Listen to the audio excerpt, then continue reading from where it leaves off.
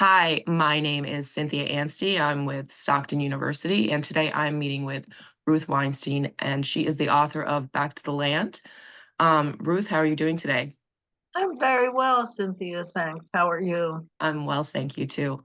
I'm just going to read a quick permission that this is Cynthia Anstey, and I'm interviewing Ruth Weinstein. We're online today, and it is October 16th at 9 o'clock. And we are completing an oral history interview for the Alliance Heritage Center at Stockton University. Ruth, do you give me permission, or actually, Ruth, do you give permission for this interview to be recorded and made available for educational and research purposes through the Alliance Heritage Center?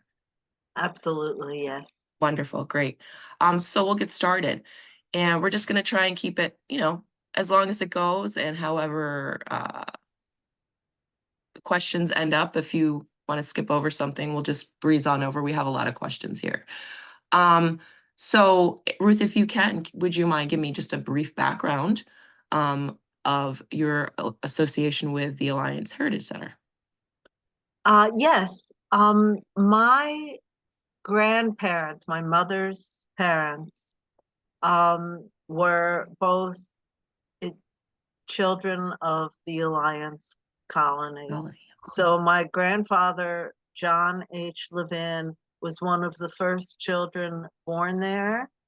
Um, and my grandmother, Bessie Barish, came a little bit later. John was born in 1883. Okay. And how old was your grandmother? Is that who she was? Bessie Barish, yeah, she was 2 or 3 years older than John. I I never really knew her except as an invalid, and she died when I was 8. And we were close to my aunt Katie Rosengarten, Bessie's sister, but I don't have many memories of the rest of the well, some cousins, but it's the Levins we were really, really close to, and I still am quite well. Again, I'm close to some second cousins whom I met at the 132nd anniversary of the founding. Okay. That was Can you tell me a little bit 18. about that celebration? Yes, yes. I didn't go to the 100th, the centennial anniversary, um, in 1982.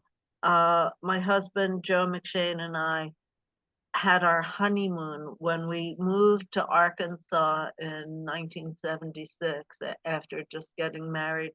We just got to work here on our place and we didn't have a honeymoon. So in 1982, we had found people to stay and take care of our goats and chickens and pets. And we went to Ireland for 10 weeks Wow. and traveled around to Ireland, stayed with some of my husband's relatives and people who picked us up when we were hitchhiking, sometimes took us home to stay with them. And it was Right. quite an incredible trip. But that was the summer of the centennial anniversary. My Mhm. brother and sister-in-law went, some cousins went, and one cousin, Liz Kellner Posen, sent me a poster, which I still have. But then in 2018, um, I had gone to Colorado with a friend for about 10 days, got back, and a couple days later, the invitation came to the anniversary celebration. And I said to my husband, I've got to go to this. And off I went. Did he And join you? no, No. because we garden, we have huge gardens in the summer. And Someone's got to watch them. yeah, so I went just for a few days. I stayed with my sister-in-law in Maryland and drove, to Alliance, and it was the first time I had spent time there really since probably my 20s. We Wow. had gone to family funerals Mhm. and um, drove by my grandfather's house, but really not spent time. Did you feel, now these aren't my questions actually on the list, but I feel inspired to ask you this. Sure. What was, when you get to a place, you settle in and maybe you have some memories that are on the surface there, but after a little while you sit there and maybe you feel a little more settled. Did something come to you, a memory that you hadn't thought about in a long time? Hmm. Was there a maybe, something that triggered a memory, a scent or, a sight? Sure, sure. Uh, I drove in from, I guess it was the west. No, it would be southwest from Maryland. And I drove past my grandfather's place, which was no longer recognizable. Mm. And so that just brought up a lot of grief. Oh, And then I got to Harry Levin's old house. He was my mother's first cousin, and his grandson, William Levin, um, and his wife have bought that property back, and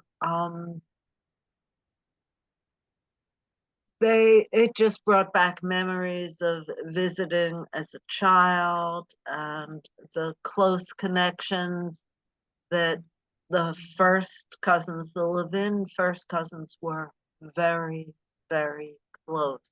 mm. I'll show you. Uh, I'm not sure if you can. No, you won't be able to see it, and I'm not Oh, sure. I've seen the picture though. Yes, yes.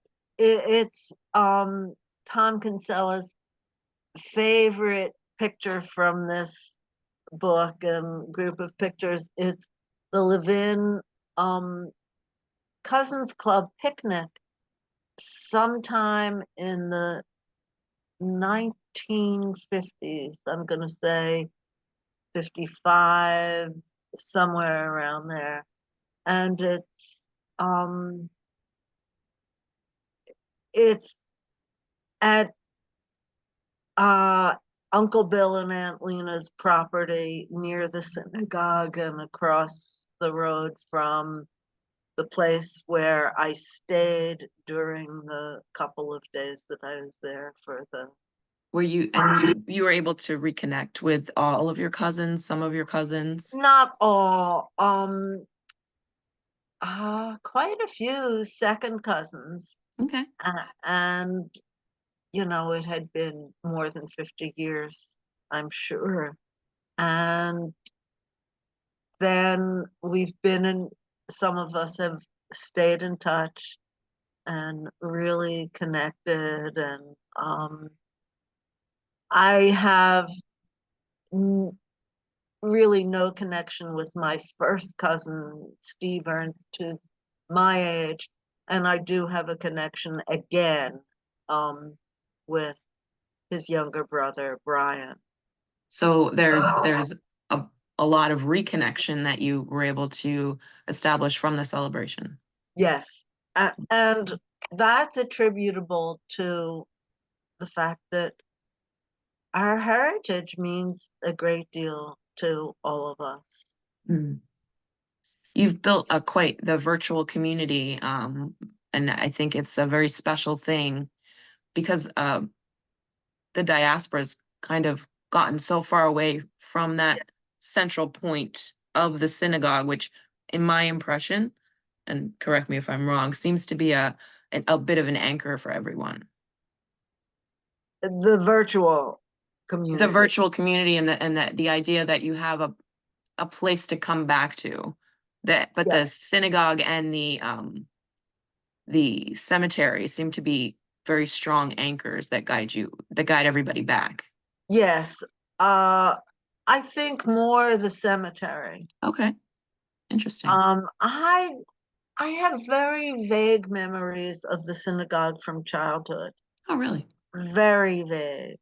Um, we were not a really observant family. Of course, my grandparents, well, I think Bessie's family was more so that, although my great grandparents were certainly observant Jews, but then my grandfather less so.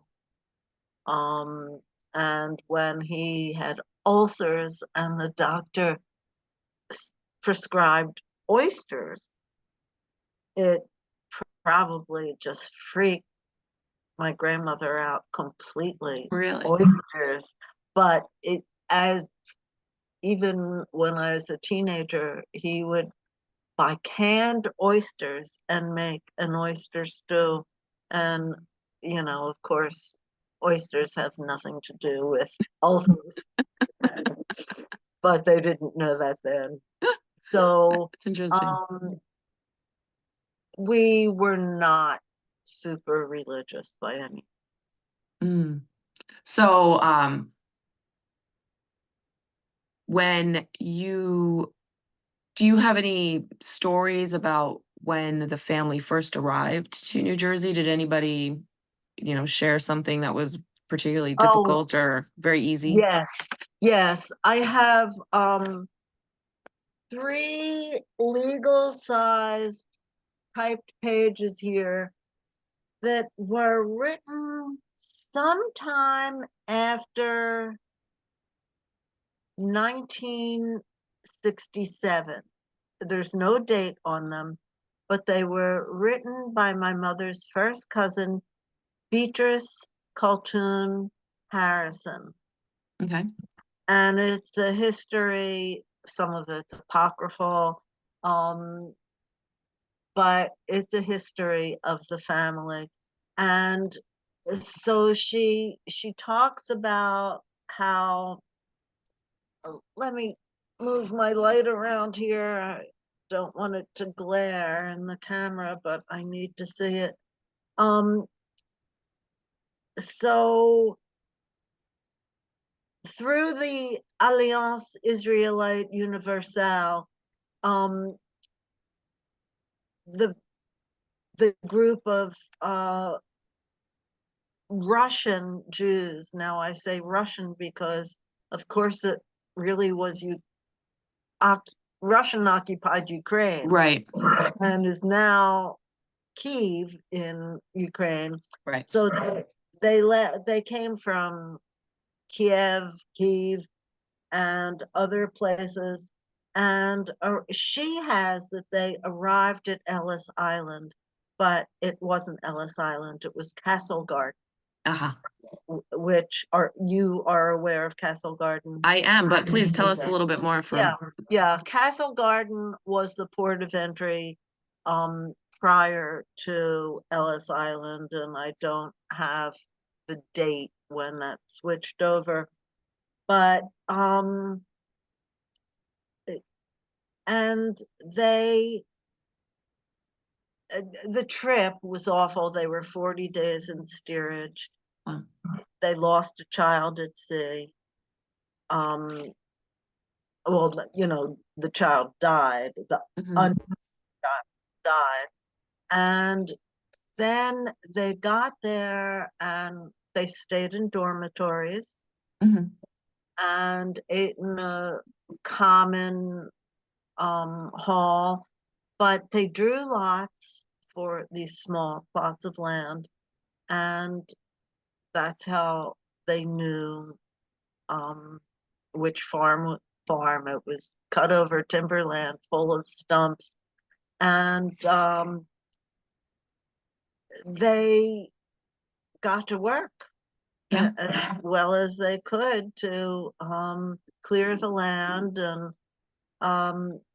but great grandfather Israel Hirsch Levin um, was not healthy. He actually must have had something that predisposed him, but he had tuberculosis and died 1900 Okay. at 56 years of age. Mm. And the photograph, they say, was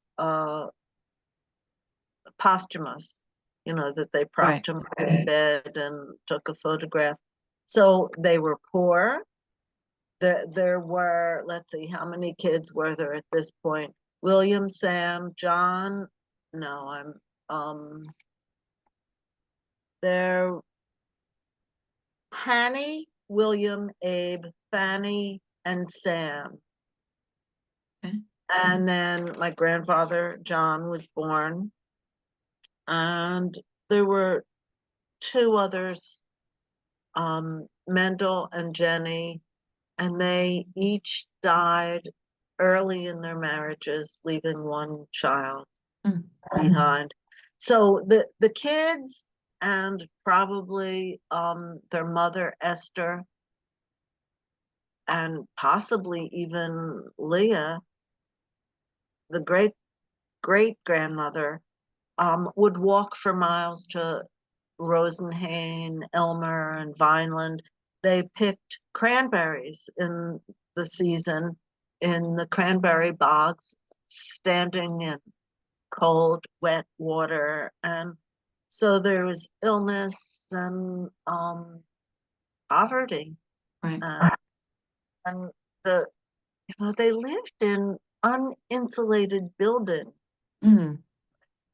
cracks in the boards, and I just can't imagine it. I mean, we've had our hardships here, Mm. but oh, I just shiver thinking about it. How It is cold. difficult to imagine. Even traveling from New York to South Jersey at that time, I can't imagine would have been very easy. You know, Mm, that those mm, bringing everything, whatever you have with you. right. It's not a short distance. So No. I'm curious to figure out how they went. If they were there trains involved? Was Yes, there were okay. trains because there was a train station in Norma. Okay. Um, it was called the Bradway Station at first, and then was changed to Norma Okay. after the wife of a postmaster. Hmm. That's interesting. Yeah, yeah, Is that what did you uncover that when you were doing the research for your book? yes, yes. I want to interject something, Sure. if I may. Please. I had started doing research even before I decided to write my memoir, family history commentary. Um, and I used Ellen Eisenberg's book. And I don't think those books are in this room, they're in the other room. So um, I can later email you. Or if you have a copy of my book or access to it, my bibliography will, oh, here, my bibliography. So anyway, in one of the books, um, yeah, I won't bother doing this. In one of the books, and it wasn't Eisenberg and it wasn't the other one from University of Pennsylvania, I came across something about an early settlement in Arkansas. Okay. It was east of here near the White River, um, and it lasted less than a year Mhm. in this malarial swamp. Uh, and it was the Herder family. Fred Herder? No, Moses Herder. Um, who was one of the Olam founders. Oh, right. Hmm. And their young daughter, about 11 years old, Kate, kept a diary. And so that was a total failure. They lost a lot of people to yellow fever and just the horrible heat and mosquitoes and snakes. And so that they left and they went to New Jersey and Hmm. established the Carmel colony, Interesting. sister colony to Alliance. The Herder family. Yes. So, and I'd say he was more of a philosopher, a social philosopher than a farmer, to be Mm. sure.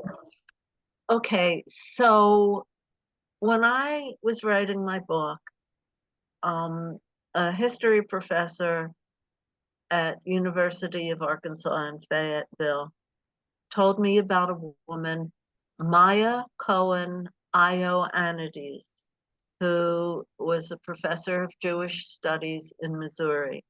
I tried to find her with no success. And then just a few weeks ago, a friend who lives a couple counties west of us sent me an email with a link to an article uh, of the state newspaper Northwest Arkansas edition. Hmm. And this woman, Maya Cohen Ioannidis, has recently had a novel published about Jews in the Ozarks and that community in near Newport. So I contacted her, and Hmm. this time successfully, and she got back to me. And we will meet in November. So we have so much to talk about. And I also sent the link to Tom, and he reached out to her too. Wow. So the there's in old 60s and 70s um, lingo. It's cosmic. It It just, is. I was just thinking there's a lot of kismet there, yeah, for sure. yeah, That's great. I'm so glad you're going to get to talk to her. yes. It would be super fun if, we could do another talk eventually with everybody together and just, have a little, I don't know, committee of alliance and just I'd discuss love it. I'd a love little it. history. Sure, Oh, that's sure. wonderful. How did Um, you get interested in this? well, I am a grad student, and as an undergrad, I did a lot of work with Dr. Kinsella, and as an intern, I helped him with they had that exhibit at the Noise Yeah, Museum. yes. And my help was he did it. I really I felt like I was just watching him do his thing, but I learned a lot and helped edit the booklet that went along with it. Mm. And then from there, I think it just little by little, we had gone there for a project, and um, he's very passionate about it. I think it's Yes. a I find it to be I'm ending up writing a case study on the entire project as a digital humanities project that kind of happened organically. And I particularly am interested in that connection of virtual community, because I think that's so of the time, Mm-hmm. and it just looks back so far while we're here. It's just a kind of a spatial rift in some ways. And the sun's coming in now, so I look Yeah. like a little zebra. But yeah, it's a very interesting concept. I have family in Newfoundland, Canada, I and love my it my there. mom is Italian, so I'm firstborn generation Uh-huh. United States American, and they have such strong connections to their home Oh, yes. countries that when I was learning about the Alliance colony, it resonated because there's a lot of everybody wants to go home, and they have Yes, this memory of home, and sometimes the memory doesn't really align with the reality, and yes, it's a little bit of an adjustment sometimes, but at the end of the day, it's still home. yes, Even if you may be looking at it in a little different light, you might be like, "Mm," but it's still your home, you're still tied to it. You wouldn't It would be very unlikely that you or my mom or my dad would have turned their back on this home. right. But I can see that how it could happen for some people. So, uh, Yes, my niece has no interest, really, even though as a little girl, when my grandfather is still alive, she spent some time there. mm, interesting. I wonder why that is, because I have a very strong connection to Newfoundland. My father left me a cabin up there, and I've gone back a lot, but I think Where is that? I it's have been in to Newfoundland. I it's love a it. town called Twillingate. Um, it's on the, uh, I guess the northern central side. Hmm. It's right where they call out Iceberg Alley. It's probably an hour from Gander. Mm, That's any okay. perspective. And it's beautiful, but I've decided, in a way, I'm not turning my back on it by any means, but it's just so far away Yes. that comes a time where the physical aspect of it might have to come to an end, right? Oh, And that, it's yeah. okay. It's okay, Yeah, but but it's it's very far. still, it's it's heart-wrenching to Eh, let go of the yeah, once you do it, you get over it. But yeah. You have to. It took me a long time to come to terms with it. I mean, I kept saying to myself, once it's gone forever. It's something to think about. So act mm, accordingly, kind of thing. But I think we're there now, especially as my mom's gotten older. I'm trying to be around her more. She's 86 now. So, mm, she's got mm, a lot of memories too that I need to pull out of that little brain of hers. yes, yes. Well, I wish her good health and Yes, she's doing great so far. good, good. So you, the Do you need families, to move if you need to move someplace else? uh, Because it looks like the sun's really glaring in oh, your eyes. I thought, I'm like thinking, do I need to move for my mom? No, she's okay. No. I've got Now I've got So one you're black not eye. blind here. It's okay.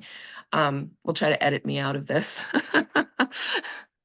So we have family that's returned to the Colony Alliance.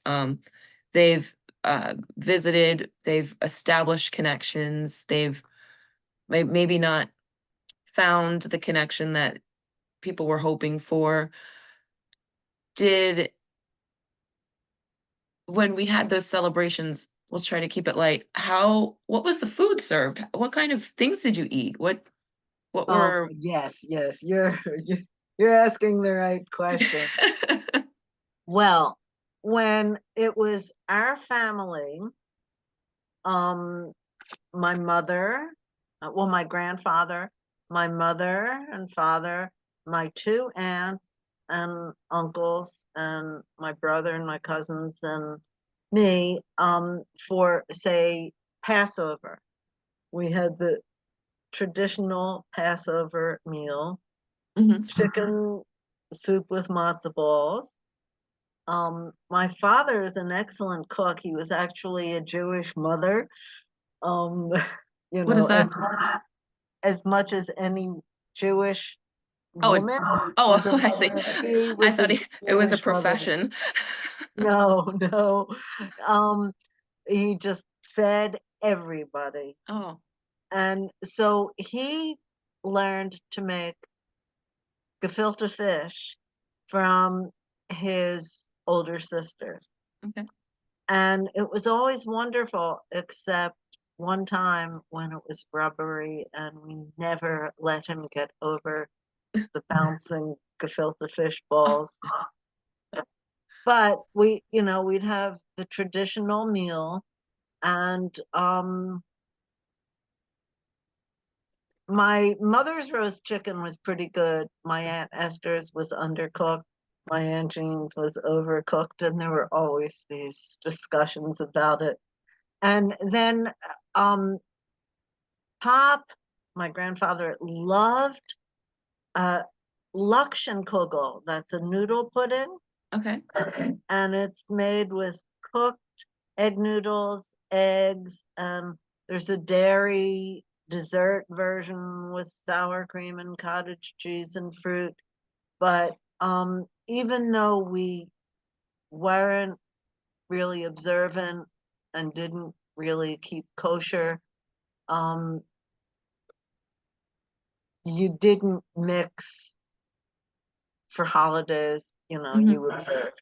And so he liked this really thin version of this egg noodle and oil and salt and pepper and eggs, kugel baked and really crusty. And that became a favorite in our family. Wonderful. Do And you make it then now? I haven't in years, but I thinking about it, as I prepared for this, um, I think I will. Next time I get an organic chicken somewhere, I'll make Mm, some soup, and instead of matzo balls, I'll make the kugel.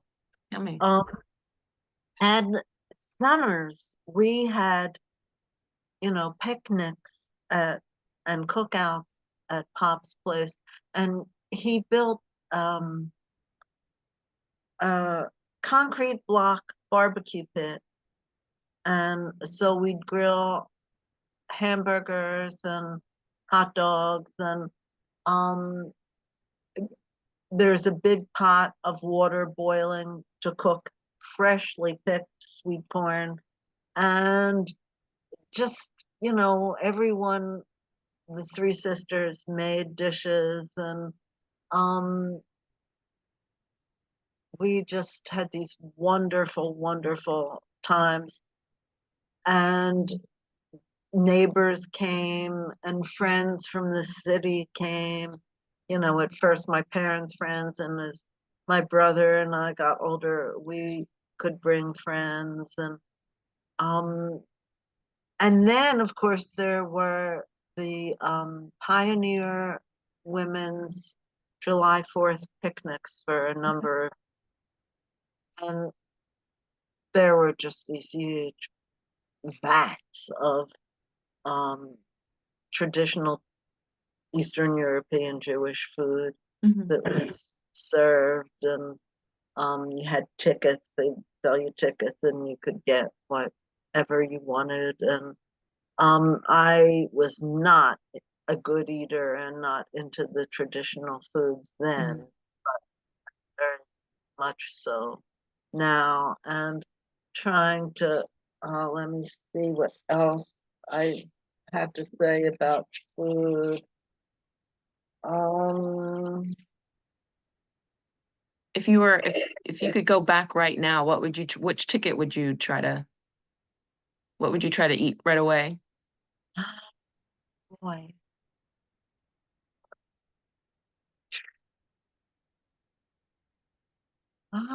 Maybe what they called prakas, stuffed cabbage rolls. Oh, okay.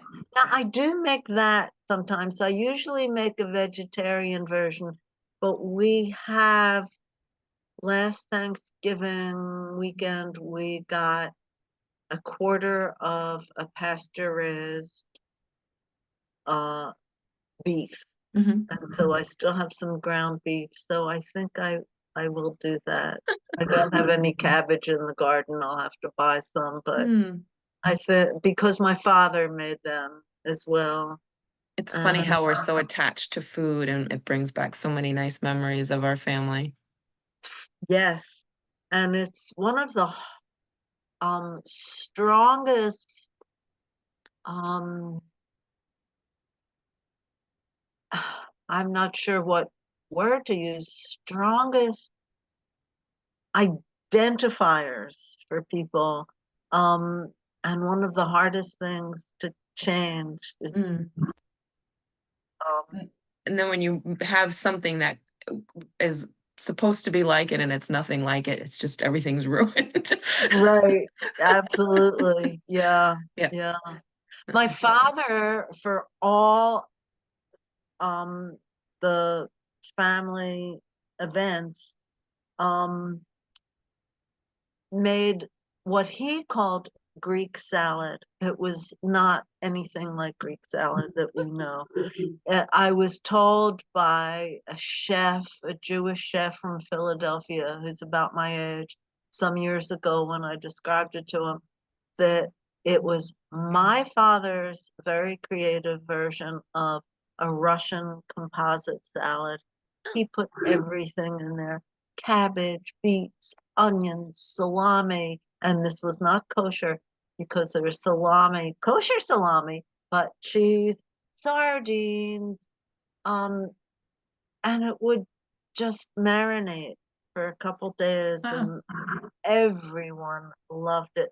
And in the past year and a half, I've communicated with my cousin Brian about that, and how much we all loved it. Mm. Uh, um, so yeah, food. Food is wonderful. Howard Jaffe. I spoke with him recently, and he Yes, was telling me when he first started um, farming, he was growing these uh, what Jewish radishes. They were very black large. black radishes. Oh, black Yes, radishes. Okay. And he yes. said they, he tried to sell them and nobody wanted them except for one guy who bought them all. Right, right. And Exactly. I have had similar radishes that friends have grown. I just grow the ordinary radishes. Um, but yeah, my grandfather used to grate them, and they were very spicy, um, Interesting. very spicy, and put the grated radish on a piece of pumpernickel Hmm. or rye bread, slathered with butter and a little salt, and delicious, but Yeah, for not to sure. everybody's taste. Well, it, this is supposed to be about you, but it is interesting to think about um, different foods that we just don't have around that are so important to different cultures. I mean, it's a Mhm. radish, but it still evokes that cultural memory in some ways, I think. Maybe not, but Oh, absolutely. I totally agree. And in addition to the loss of the cultural memory, we're undergoing a terrible loss of food diversity. yes, absolutely. Uh, Absolutely. we used to have so many kinds of apples, Hmm. and now, the and the different kinds of wheat, and but I think with the planet heating and drying as it is in many areas, um, I hear on programs such as Science Friday on NPR Hmm. about new um, new plants, new kinds of corn, new kinds of wheat that require much less water, and Mm. so there's Are hope. they genetically engineered or are they? No, No? Okay. no, they're not genetically engineered. They're genetically bred by the Mendelian um, process. Oh, okay. Just the way oh, I like this quality. And then we'll So, graft it together. yeah, you crossbreed it Mhm. over maybe 5 generations of the plant's life to get something. So that's natural breeding. That's Mhm. just human control of a natural process, but no, not genetically engineered. Well, I great. struggle these days to find hope Hmm. for the world. Well, I don't know. I'm hopeful, but we'll see Yeah, how it goes. hope comes in little bites and It little does. pieces. And so wherever I find it, I latch on and try to nurture it. Mm. I was born in 1970, so I always said the world's been on fire since I was born. So True enough. True enough. I'm I've sorry. always been waiting for the ball to drop, and it's just, that one day it'll show up maybe, and if it doesn't, that's great. Yeah, yeah. And in the meantime, we have to live our Yep, best lives, yep, which are not all about ourselves, but exactly. about others. About things like this, about Yes, cultivating and yes, curating history. yes. So, And showing the connection, showing that no matter how much other people seem so foreign, yes. all have the same needs and desires. We want to have our home. We want to be part of our immediate community, but we also want to be safe and respected and productive in the world. Mhm. Do you think, I asked Howard this question too. I'm curious, do you think um, what was done through these lots of land being provided for people that were displaced, do you think something like that could work today?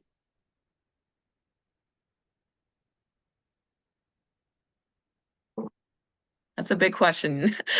It's I a don't, big question.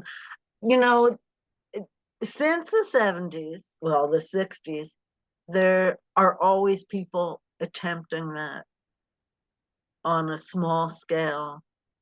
Um, and it's still happening. And I would like to see more of it and more of it uh, sanctioned, I guess is the only word I can think of, by governments. But mm, of course, that's socialism. yes. And Well, I was thinking about, I just did a presentation on the civilian conservation corps, oh, yeah. and that idea of, well, they were trying to just do it for capitalist sake, but Right. capitalism's sake. However, the idea, Hmm.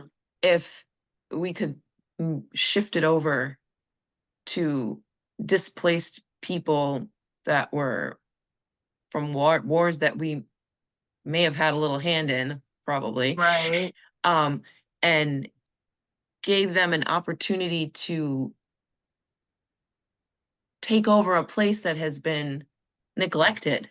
I mean, Yes. but at the same time, we tried to do it with Haiti, and all those poor Haitians get, Oh, you know, yeah. abused, Yeah. basically. And Yeah. so I would love for that to happen, but I I would just, too. I don't see how it can. We're so fundamentally different in this country. It's kind of hard.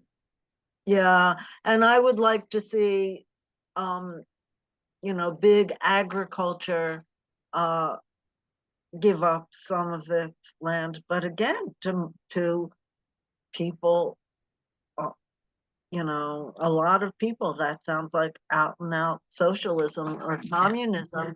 And yet it certainly beats making settlements on Mars, as far as I'm concerned. Right. Just moving the problem further away. Yeah, Talk yeah, about a disconnect then. yeah. Um, let's see. We'll try to get back to the questions here. I'm doing a terrible job with my interview. No, I'm having a great time, Oh, and good. I, I'm I think it's wonderful. Good, So, good, good. Um, and I'll be so, available in the future if you need to. oh, wonderful, wonderful. We might, just because you know, there's a lot to talk about here. Right. And Uh, I'm delighted that we're making a connection. I'm glad too. As soon It's as I saw your face, I thought, gee, she looks familiar. I have my dad's face. I get stopped at the street all the time. People ask me for directions. They don't, I have one of those faces. Well, you have a wonderful face, Well, so thank you. Thank you. Thank you. When people Stockton's been working so hard with the digital preservation Mhm, side. Uh, do we my one of my concerns about digital humanities is that we build these really neat things and we have to shine the brightest light on it for people to use it. And if you mhm, don't use it, it goes away. Um, right. what do you think we can do, students can do in the future to create, some kind of, or I should say, not create, carry the momentum that we've built so far um, on the project? Is it more tours? Is it more books? Is it more digging deeper into the archive? Are we missing things from the archive that we should try to find? That kind of stuff. Well, I think the process is underway, and I think it's all of those things because, certainly when there's a physical exhibit, people who live close enough will attend. I just reread uh, an email from my cousin Ellen Colton Colton Heath, who had gone with her younger daughter to the exhibit when Hmm. it opened, and how much they loved it. And her daughter, Becky Heath Oviedo, is an archivist at Villanova University. Oh, wow. And she initiated a project with the Weitzman, um, here it is, the Weitzman, um, National Museum of American Jewish History, and digitized some oral history interviews from 1978 for an Fun. exhibit, Living on the Land, about Jewish farming communities of South Jersey. So, and I will send you her email address if you'd like me to. Sure. I would love that. I'm sure she's got It's, some very interesting perspectives about building the archive digitally. yes. So, the whole digital world is not my comfort zone. Mm, I'm getting better at it, but I'm 83 years old, and very few people my age have that comfort, a level of comfort that um, digital natives, isn't that the term, yeah, sure. Uh, um, have.